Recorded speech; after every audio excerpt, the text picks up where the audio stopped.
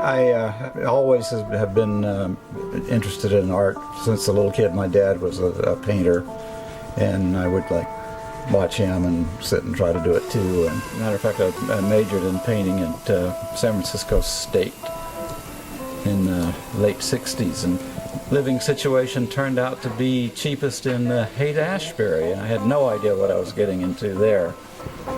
Lived right down the street from where the Grateful Dead had their house, and that was an interesting period. And had a couple of friends, fellow artists, who made jewelry and were selling it. So they suggested I try that, and I did. They taught me a few basic techniques, and I sat out on the street corner in front of UC Hospital, and the first day I sold practically everything I had there. So I thought, well, maybe this is something I ought to look into.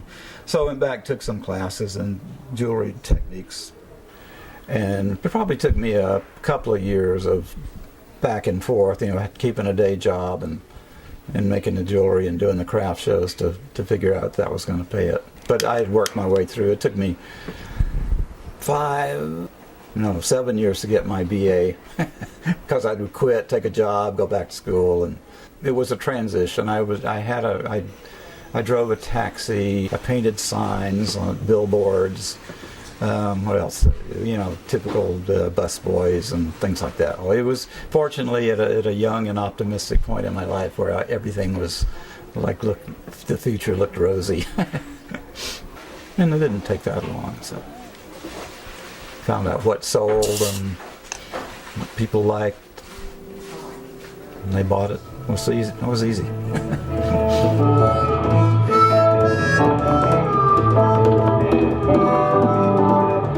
Hard part was graduating to the next level, getting off the street, getting into retail stores. I tried a stint at wholesaling to other jewelry stores, and that was a lot of work. And then I opened a little shop half a block away from where we are right now, 35 years ago.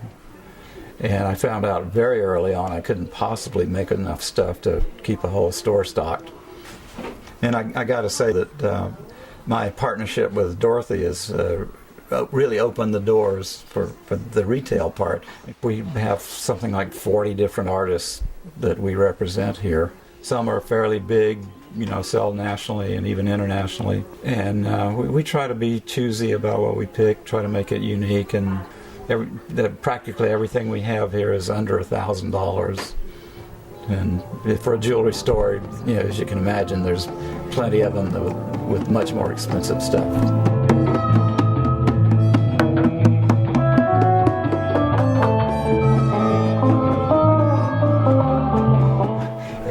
I would encourage anyone who's going into art of any sort these days to at least take some business classes and get all the advice you can get from other people that have been successful at it, or even the ones that haven't. Don't underprice your own work. Take your wholesale costs, including the hours it takes you to do it, multiply that by 5, then you have a wholesale price if you want to be a wholesaler. If you're going to be a retailer, you can multiply it more than that. But certain things sell better than other things. You don't want to get attached to it and say, oh no, I made a big mistake here. Just get rid of it. Have something going on all the time, have some event, an opening, or some reason to come out and have people come out and see your work. And artists have a hard time with that, generally speaking.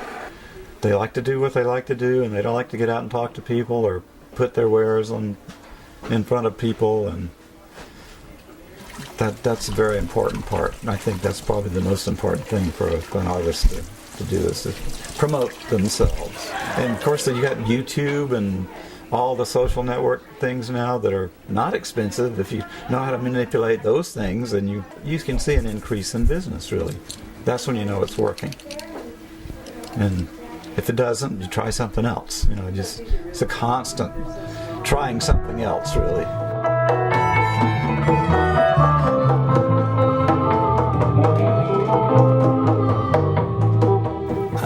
I don't have to have it as a hobby. I can do exactly what I can do, the most outlandish stuff, and somebody will buy it,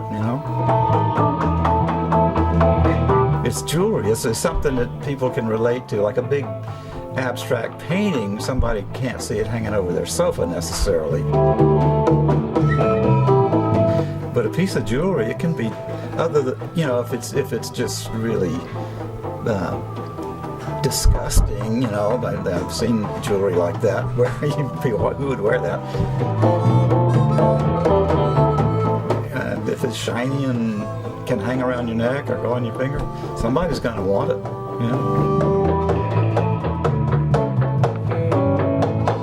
And I'd seen so many people really struggling and actually being disillusioned by the whole thing and giving it up and not even liking to do it anymore, and I didn't ever want to put myself to that extreme of where I really hated painting because it wasn't making me any money, you know. Same with music now, you know. I don't want to go out and pursue that. If somebody comes along and wants me to sign a recording contract, I might have to think about that, but I'm not going to pursue it.